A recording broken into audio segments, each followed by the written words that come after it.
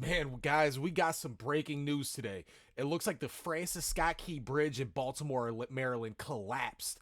And I guess it got struck by a ship that somehow lost all power and it couldn't maneuver. And the captain of the ship could not maneuver it to avoid hitting the bridge and fully collapsing the entire bridge. Absolutely insane how it just it was a big ship, okay? Don't get me wrong. It was a big ship. But for it to collapse that big of a bridge, that is just absolutely insane.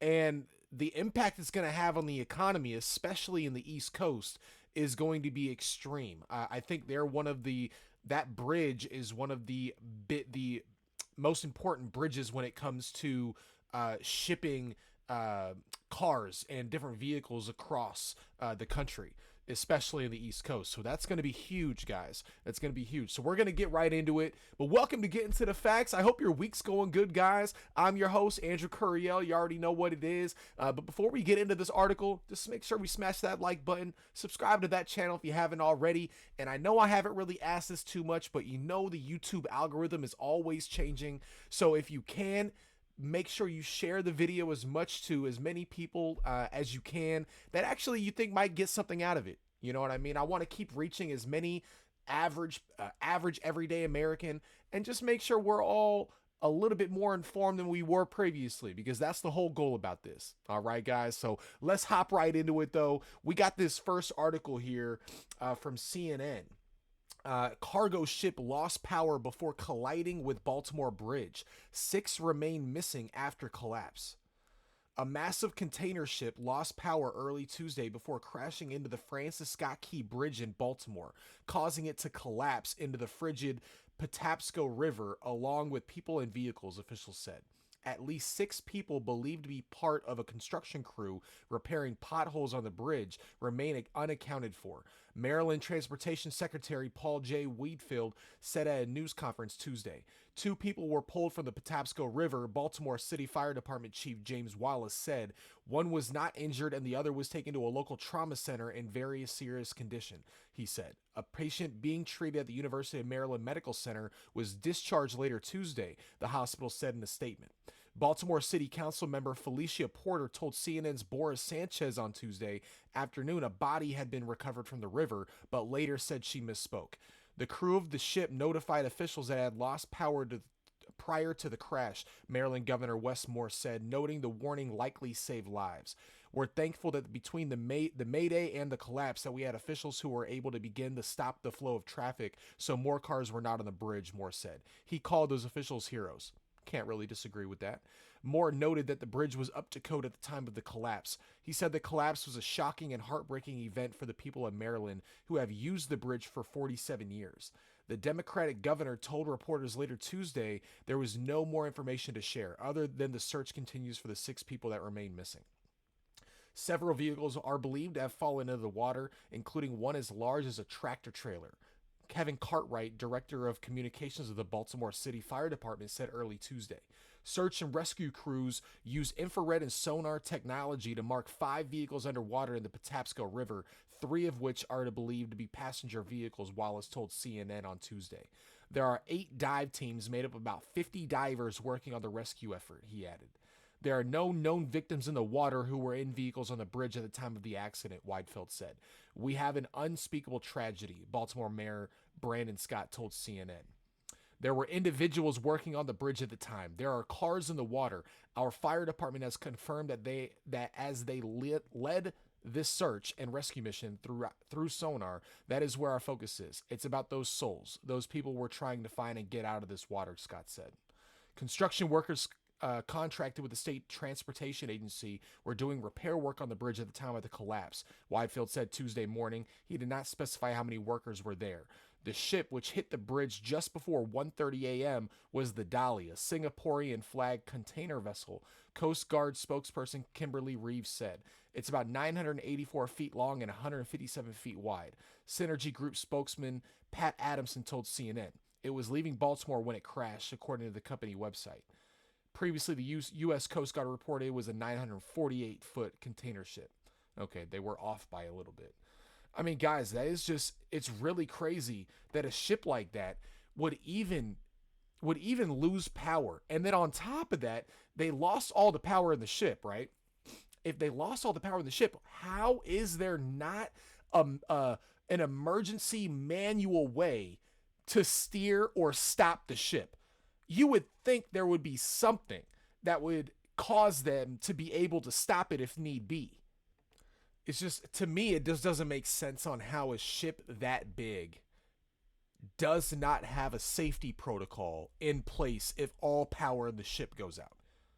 You know what I mean? Like, you would think there is just a manual way to at least make the ship come to a stop if you lose all power, like an emergency brake of some sort. I mean, come on, our technology is advanced enough to where there should be able to have something like that. But we'll end up seeing, guys. But let's go over to the next article here. Actually, before we go to the next article, I got the video of the ship hitting the bridge just so you can see how drastic this was. And just how crazy it was like a domino effect of the whole bridge just coming down. So let's see what we got here.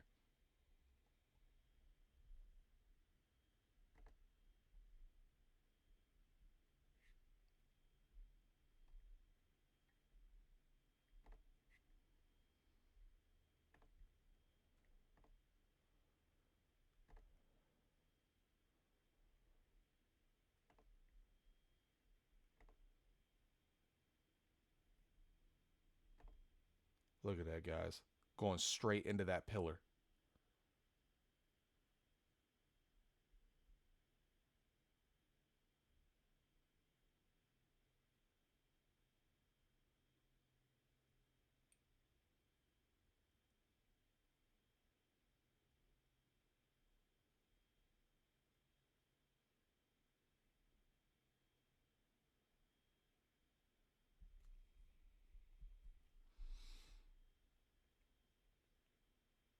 Look at this.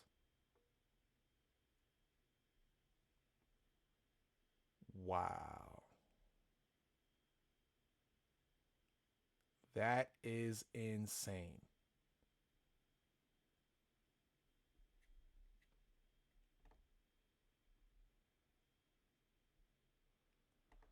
I mean, guys, a bridge like that big of a bridge, and I mean, it got hit right where it needed to, which is another thing. Like, it ran out of power.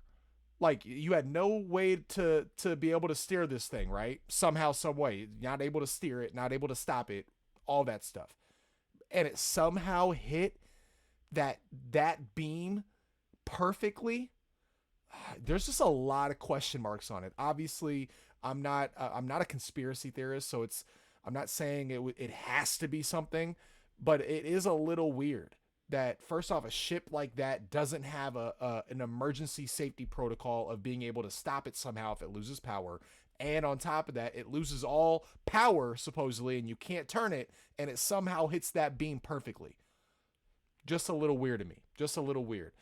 And honestly, if ships don't have that emergency protocol, I'm a little more worried about that myself, especially if all power goes out, guys. If all power goes out, I just would have thought that we would have had better technology when it comes to that. You know what I mean? But maybe we don't. I mean, maybe we don't, but that's definitely something we need to start looking into if that's the case. But let's get over here into this next article.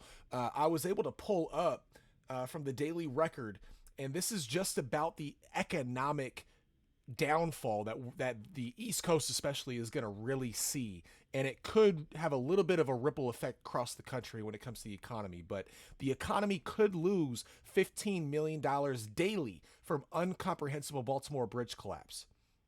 The collapse of the Francis Scott Key Bridge about above the Patapsco River early Tuesday and the subsequent closure of the Port of Baltimore's vessel traffic will likely have a dramatic and incomprehensible economic impact, state authorities and economic experts say. Mary D. Kane, president and CEO of the Maryland Chamber of Commerce, said 35,000 people use the Francis Scott Key Bridge daily, and the Port of Baltimore generates more than 15,000 direct jobs, with nearly 140,000 additional jobs affected to some extent by the port's activities. The economic impact that's going to be felt by Baltimore and the state of Maryland is incomprehensible, Kane said in a phone interview Tuesday. It just doesn't just affect Maryland. This affects the entire East Coast up to the Mississippi. Kane said the Port of Baltimore has been one of the biggest economic drivers in Maryland. The Port of Baltimore handles more autos than any other port in the nation. It also handles containers, coal, liquefied natural gas, and dry bulk tonnage, and it also operates a cruise ship terminal. This is a major disaster and will create significant problems on the U.S. East Coast for U.S. importers and exporters, wrote Lars Jensen, CEO of Vespucci Maritime, on LinkedIn. The bridge collapse will mean that for the time being, it will not be possible to get the container terminals or a range of the other port terminals in Baltimore. Additionally, this means the cargo already gated into the Baltimore terminals would have to either wait an unknown period for the lane to reopen or be gated back out and shifted to a different port. That is insane, guys. And look, this is a little map that really shows you where this bridge is. And that is a huge bridge. That completely, it really brings in the other side of Maryland. I mean, that's a lot of commuting traffic that uses that bridge, guys. A lot of commuting traffic uses that bridge. So that's going to be crucial. Like, they're going to have to get that rebuilt ASAP. But it's going to take a lot of time. The port ranks 17th in the country in total tonnage entering and leaving in 2021, according to the Bureau of Transportation Statistics 2024 report to Congress. Trade Point Atlantic, a 3,300-acre logistics and maritime development site at the port, has taken advantage of the port and rail facilities there to expand relentlessly over the last decade. It now hosts warehouses and logistical facilities for Amazon, BMW, FedEx, Volkswagen, McCormick, Under Armour, and several other major companies. On Tuesday, Trade Point Atlantic acknowledged the importance of the Francis Scott Key Bridge to the region's economies, adding that it has been in constant contact with emergency response officials and local and state leaders. For nearly 50 years, the bridge has served as a vital artery of transportation and logistics, not only for the Baltimore region, but for the entire East Coast of America, a spokesperson for Trade Point Atlantic said. As part of the Port of Baltimore, we are committed to helping our state and local partners and the entire port community recover and rebuild from this tragedy. I mean, that is just, guys, I mean, this bridge is super important.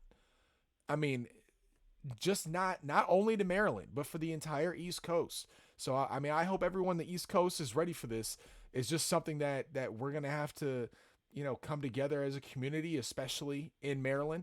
And hopefully they can get that thing rebuilt. But I mean, that's a huge bridge, guys. That is a huge bridge. So I think they said it was like a 4-lane bridge, so 2 lanes each way. I don't know, guys. I don't know. Hopefully we can get that done, because we can't. There's enough going on in our economy. We don't need to have to deal with this. You know what I mean? And prayers up for the 6 people that are missing. They're probably gone. Sad to say. If you haven't found them by now, and you have 50 divers in the water, they're probably gone, guys. But again, pray for the families, pray for everyone involved. But it's just something that we definitely got to be aware of what's going on around the country. Because again, this can really affect our economy. If this bridge is down for a long period of time, then that ripple effect is not just going to stay in the East Coast. That's going to go across the entire country, especially for the things that they import and export through that port. It's really going to start affecting us if it's going to be 6 to 10 months or longer that this bridge is out of commission. And I don't even know how people are going to get to work. I mean, I guess there's another bridge that they'd have to take a huge detour and take that one to come across. But it's just going to be crazy, guys. So I hope you guys like the content. I just thought it was absolutely nuts, especially seeing the bridge collapse in that video that we had. So I thought it was kind of cool to go over this topic, a little bit different than what we've been going over lately. So definitely got to shake it up every once in a while. All right. But I hope you guys have a great rest of your day. Have a great rest of your week. I know it's early in the week, so keep it pushing, guys. Stay blessed out there, and I'll see you on that next video. Yeah.